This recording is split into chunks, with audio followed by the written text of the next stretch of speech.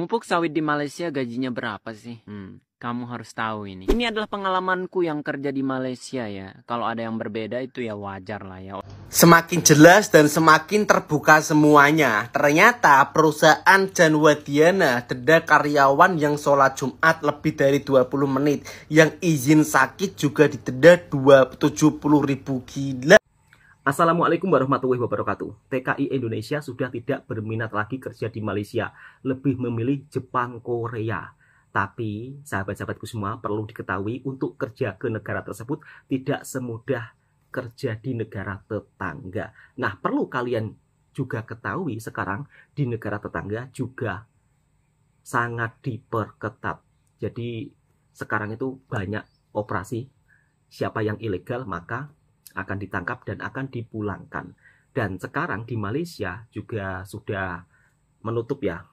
Untuk pekerja asing ini dirasa sudah cukup. Makanya tidak ada lagi tenaga kerja Indonesia yang bekerja di Malaysia. Seperti itu sahabat-sahabatku semua. Karena sekarang dirasa sudah cukup.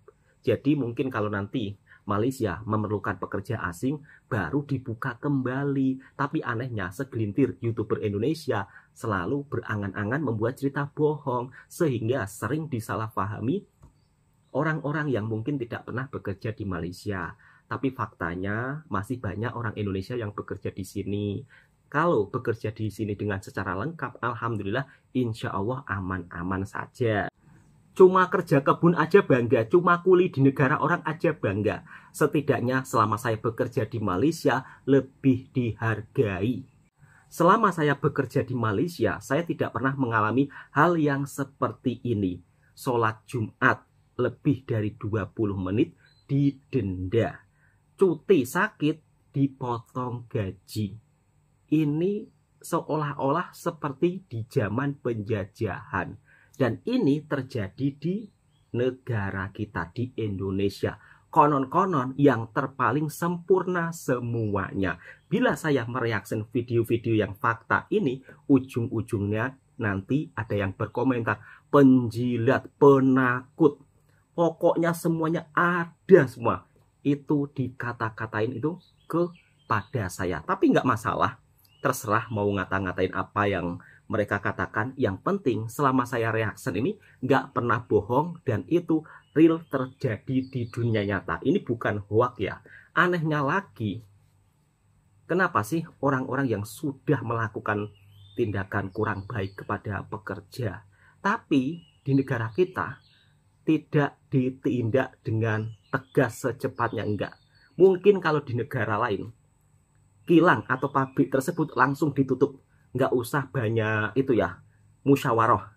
Tapi kalau di Indonesia, masih saja banyak musyawarah kesana kesini. Hukum kurang tegas. Jadinya seperti ini. Kemudian kurangnya lapangan pekerjaan mengakibatkan orang-orang yang seolah-olah punya segalanya atau punya perusahaan bisa berbuat seenaknya saja dengan para pekerja. Hal ini sangat miris apabila terjadi di negara kita. Oke sahabat-sahabatku semua, ini tidak semuanya terjadi di Indonesia seperti itu ya. Jadi sudah saya garis bawahi, tidak semuanya itu terjadi di Indonesia seperti ini. Mungkin ini hanya segelintir saja. Tapi setidaknya dari video ini kita bisa mengambil pelajaran. Kalau mungkin teman-teman di Indonesia ketika bekerja diperlakukan seperti ini, segera melapor. Jangan sampai diam saja. Apalagi sampai-sampai ijazah ditahan. Maaf ya TKI Indonesia udah beralih ke negara-negara lain.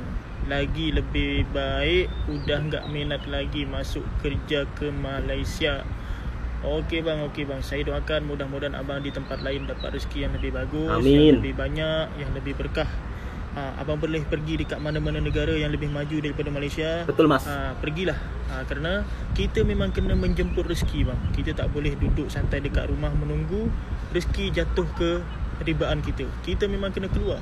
Kita kena merantau untuk mendapatkan rezeki. Rezeki ni memang kena jemput. Kena ada usaha. Mungkin kalau dekat Malaysia mungkin rezeki dah berkurang, dah tak sesuai dengan abang boleh pergi dekat Arab Saudi ke, Hong Kong ke, Taiwan ke, atau dekat negara-negara mana yang lebih maju daripada Malaysia. Betul sekali. Saya doakan mudah-mudahan rezeki abang lancar, Amin. lebih berkah dan lebih banyak. Cuma saya nak bagi tahu satu je lah bang. Sebab rezeki ni Allah dah atur sesuai takaran dia. Macam tu. Kalau Allah dah takar rezeki kita tu cuma segelas, abang pergilah ke Amerika, ke negara-negara yang lebih maju sekalipun, abang tetap akan dapat segelas. Tapi kalau Allah dah takar rezeki abang tu sebaldi atau satu tong atau satu kolam, tak payah abang pergi jauh-jauh luar negara bang. Abang duduk je dekat Indonesia, buat kerja dekat sana, InsyaAllah rezeki itu akan dapat satu kolam juga. La in syakartum la azidannakum wa la in kafartum inna adzabu lasyadid. Itu pedoman kita bang. Kalau kita bersyukur, Allah akan tambah. Tapi kalau kita ingkar dengan rezeki yang Allah bagi, inna azabu lasyadid, sesungguhnya azab Allah itu maha pedih. Okey bang ya. Mumpuk sawit di Malaysia gajinya berapa sih? Kamu harus tahu ini. Ini adalah pengalamanku yang kerja di Malaysia ya. Kalau ada yang berbeda itu ya wajar. Betul lah. mas. Orang tempat kita kerja gitu nggak sama pak. Aku dibayar 40 ringgit setengah hari. Yap, kalau di Indonesia itu sekitar 152.000. Dari jam 7 sampai jam 10 pak. 3 jam doang kita dibayar 150.000. 3 jam saja. Kerjanya santai pula. Sambil velocity juga bisa. Kurang mantep apa coba Malaysia?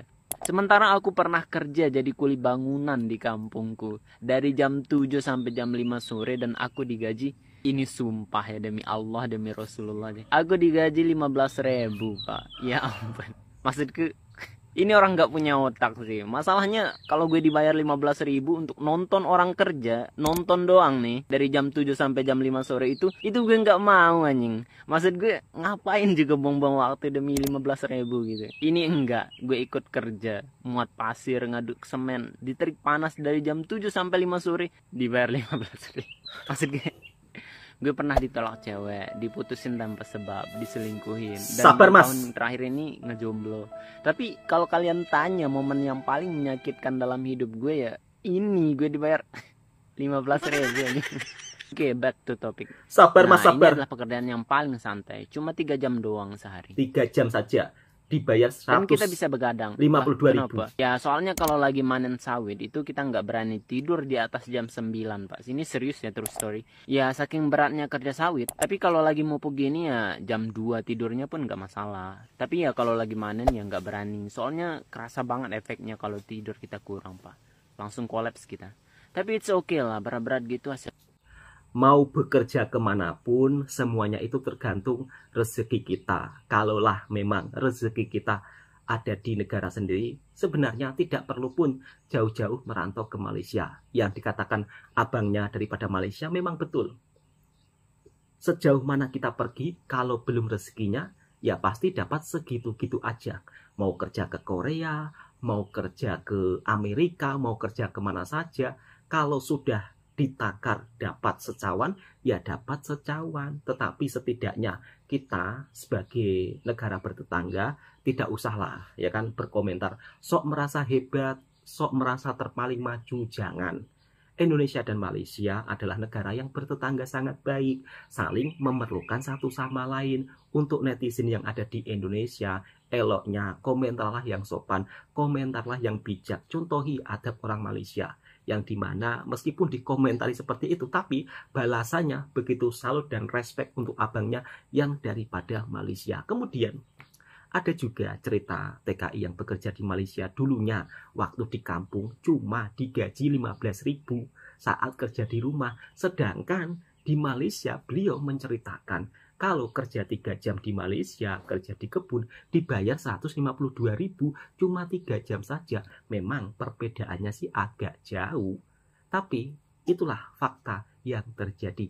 Hingga ada juga seorang bos dan juga perusahaan, jika pekerjanya sholat Jumat lebih dari 20 menit akan didenda seumur hidup. Selama saya bekerja di Malaysia, nggak pernah ada larangan-larangan seperti itu.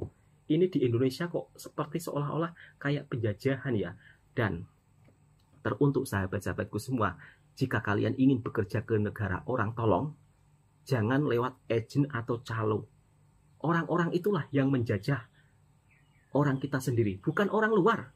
Tapi anehnya netizen selalu tutup mata.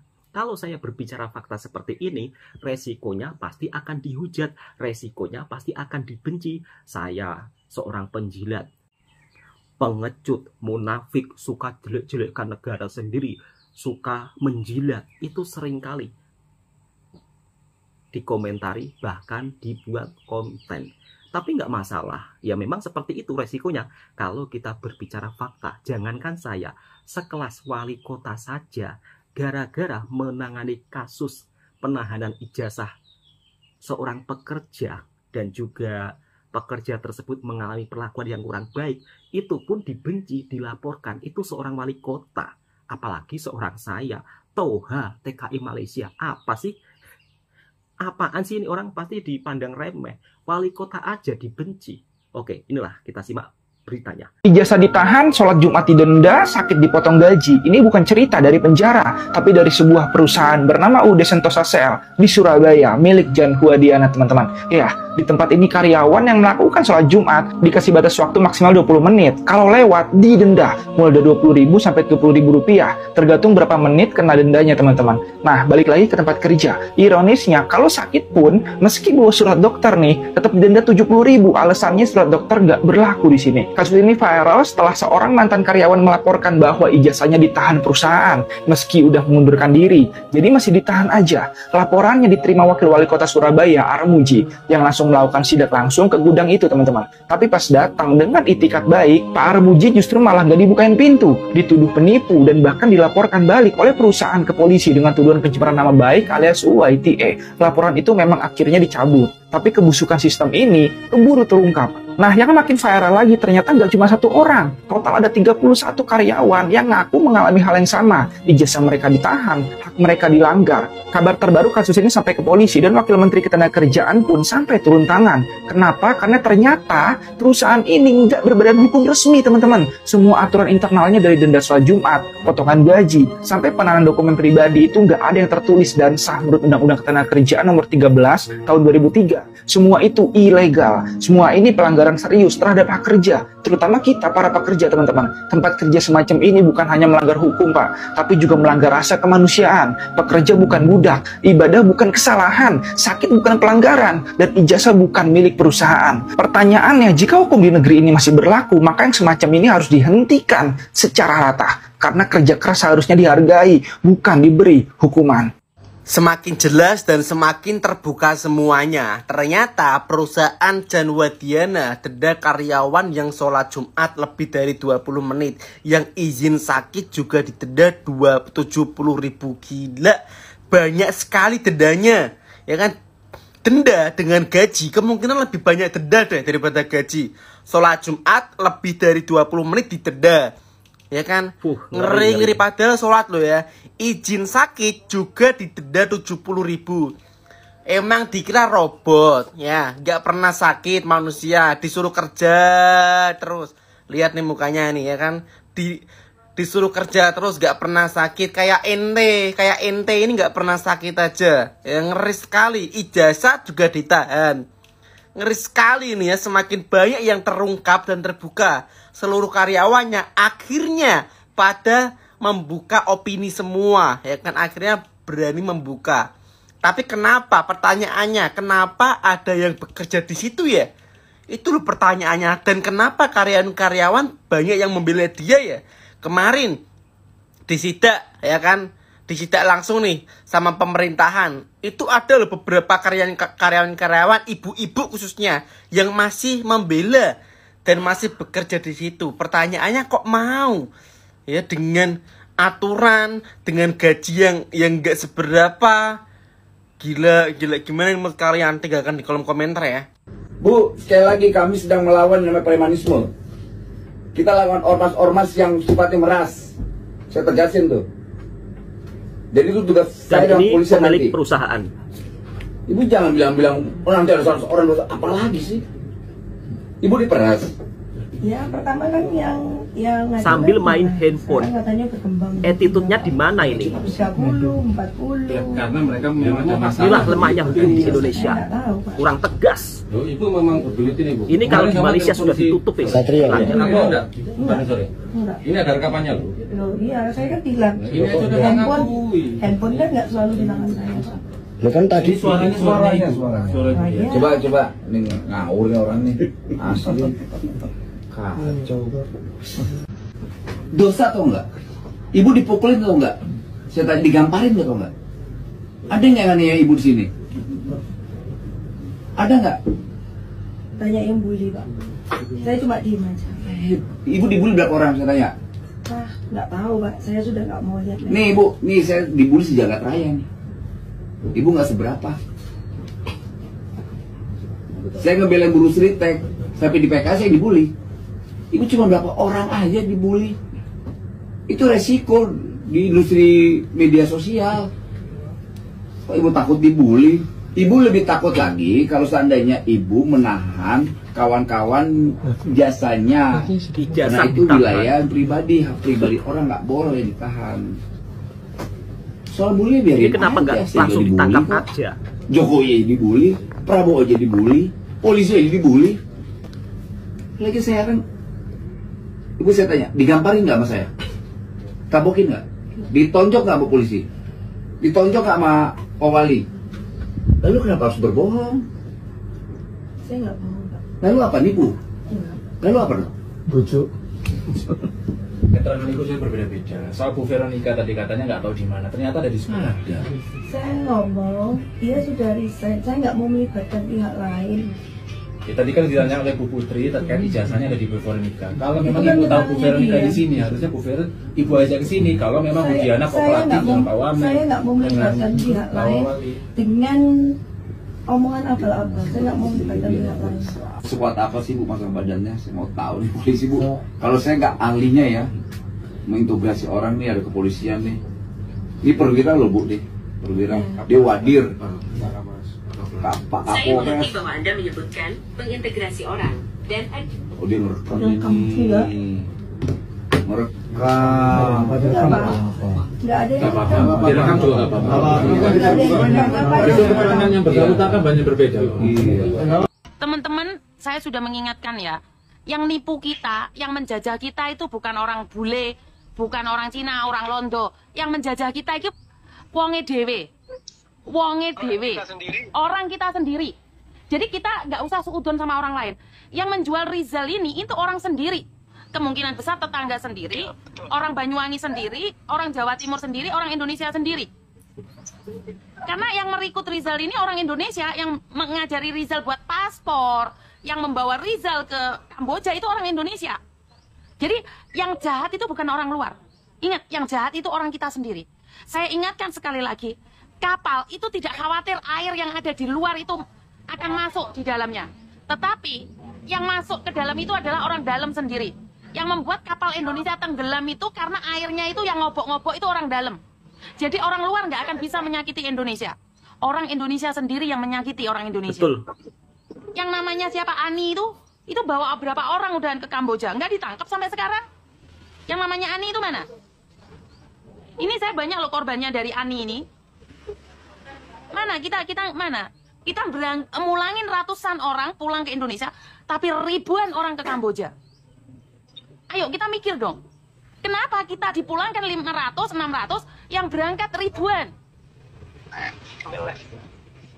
Ayo yang berangkat ribuan ini. Kenapa? Kenapa kita nggak bisa? Edukasi sudah, tapi kenapa? Yaitu kita ingin membahagiakan bapak ibu, tapi bapak ibumu nangis, Rek. Bapak ibumu gak perlu ginjalmu didol. Bapak ibumu itu hamil kamu 9 bulan, besarin kamu. Basan wis gede, ginjalmu mau dol. Bukan kebahagiaan, ibumu, bapakmu gak butuh kayak ngono. Butuh kamu pulang sehat. Jadi sekali lagi, saya ingatkan, jangan percaya dengan media sosial yang memberikan janji-janji pekerjaan. Apalagi kamu nggak punya skill. Mana ini? Selalu saya ingatkan, ya salahnya Indonesia nggak punya lapangan pekerjaan. Lapangan pekerjaan kene. Oh bawa awakmu. Kamu itu ekspektasinya terlalu tinggi, pingin kerja di luar negeri untuk jutaan. Oh gak mampu, gendeng, Rek. Kalian sudah tahu seperti apa dan bagaimana kehidupan yang ada di luar sana. Saya tidak ingin menyalahkan siapapun. Karena memang keadaannya seperti itu. Saya sudah lelah, capek. Saya itu lebaran, saya itu nggak mau ngobrolin masalah kasus. Saya itu udah nggak mau. Tetapi ini karena Banyuwangi, rumah saya sendiri. Saya mau tidak mau, saya harus turun tangan. Dan saya sudah menduga ini adalah ancaman. Fix Indonesia bisa dikecam oleh seluruh negara. Martabat Indonesia juga dipertaruhkan, begitu pula dengan hukum Indonesia. Ini adalah pelanggaran HAM yang amat sangat berat. Jika Indonesia tidak mengatasi kasus ini dengan baik sampai selesai dengan seadil-adilnya, maka dijamin Indonesia pasti akan dikecam oleh seluruh negara. Karena pelanggaran HAM adalah pelanggaran atau tindak pidana yang sangat dibenci oleh masyarakat internasional. Apalagi kalau Indonesia nggak berhasil untuk menyelesaikan case ini, maka martabat Indonesia ataupun harga di Indonesia pasti akan jatuh di mata masyarakat internasional. Pasti mereka berpikir, kok bisa sih negara nggak becus menangani kasus yang ada di dalam negerinya, apalagi tentang pelanggaran HAM. Jangan sampai kasus ini diselesaikan di hukum internasional. Mau taruh di mana coba martabat Indonesia? Jadi kalau tidak mau dicap tidak becus, harus diselesaikan di negeri ini dengan hukum Indonesia yang berlaku seadil-adilnya. Ngedengar semua berita dan podcast tentang Oriental Circus ini benar-benar di luar akal banget. Kok bisa sih sekejam itu? Saya pikir itu cuma ada di film-film, ternyata itu ada di dunia nyata. Meskipun masih dalam proses hukum, masih dalam awal banget nih tahapnya. Tapi beneran ini parah. Dosenku pernah bilang, ada dua opsi ketika terjadi pelanggaran berat di dalam negeri. Pertama, mungkin pemerintah akan mengubur kasus itu agar dunia atau masyarakat internasional itu nggak tahu tentang kasus ini. Jadi menjaga citra dan nama baik Indonesia. Yang kedua, pemerintah akan menindaklanjuti kasus pelanggaran HAM berat ini sampai tuntas, tapi konsekuensinya adalah Indonesia akan dikecam. Jadi mungkin dua hal ini sangat merugikan Indonesia. Maka itu, kalau kalian lihat ya, kalau ada pelanggaran HAM yang berat, mungkin banyak pelanggaran-pelanggaran HAM yang berat ini tidak ditindaklanjuti atau diselesaikan. Nah, kalian yang tahu gak contoh tindak pidana pelanggaran HAM berat yang tidak ditindaklanjuti oleh Indonesia? Coba komen ya. Semoga Indonesia menyelesaikan kasus ini dengan seadil-adilnya. Karena benar ini parah banget. Sampai merenggut hidup orang. Merenggut masa-masa mereka waktu-waktu mereka tidak bisa diulang kembali. Sampai kena loh ke mental mereka gitu loh. Ini mau diganti pakai berapa triliun pun nggak akan pernah terobati. Dari case ini kerugian imaterial sangat-sangat besar. Kerja di negara sendiri masih ada mode penjajahan. Sholat Jumat lebih dari 20 menit didenda. Cuti kerja sakit meskipun sudah ada surat dari dokter dipotong gaji. Kemudian ada juga yang mengalami perlakuan yang tidak baik-baik saja ya. Dan mungkin videonya juga teman-teman sudah menontonnya. Yang dimana ada seorang ibu-ibu yang sudah bekerja cukup lama tapi diperlakukan ya Allah ya Robbi begitu sangat-sangat miris. Hingga sampai saat ini kita tunggu kasusnya. Bagaimana pemerintah di negara kita tegas apa tidak dalam menangani kasus seperti ini. Bahkan mbaknya pun juga sudah berkomentar ya, kalau sampai Indonesia tidak bisa menyelesaikan kasus ini, maka malu kita dilihat negara lain. Kemudian bekerja ke negara orang. Ini untuk teman-teman ya, karena sudah banyak sekali sekian korban di negara orang. Kerja diberangkatkan dengan secara ilegal. Tentunya orang-orang kita sendirilah yang memberangkatkan orang Indonesia ke negara tersebut.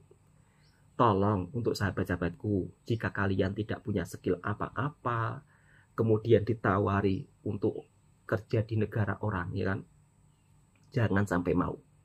Kalau kalian mau bekerja di negara orang, minimal, ini ya, minimal ada saudara bekerja di luar negara secara resmi, dan itu pun kalian berangkat harus resmi juga. Jadi harus punya kenalan keluarga sendiri yang sudah bekerja di negara tersebut. Ya, jangan sampai ikut orang ditawari gaji tinggi, iya mau. Modal paspor, iya mau, jangan. Oke, cukup sekian. Mudah-mudahan video ini juga bisa memberikan informasi yang bermanfaat buat sahabatku semua. Oh iya, tentang kejadian pekerja yang ditahan ijazahnya sholat Jumat lebih dari 20 menit didenda, itu terjadi di Surabaya loh. Tapi kenapa Kokori nggak bertindak? Mudah-mudahan Kokori ini mendengar berita ini ya, supaya Kokori juga ikut menindak orang-orang yang sangat zalim kepada masyarakat kita sendiri. Mas Kokori, lihat di Surabaya kejadiannya, katanya Anda orang Surabaya. Oke, cukup sekian. Assalamualaikum warahmatullahi wabarakatuh.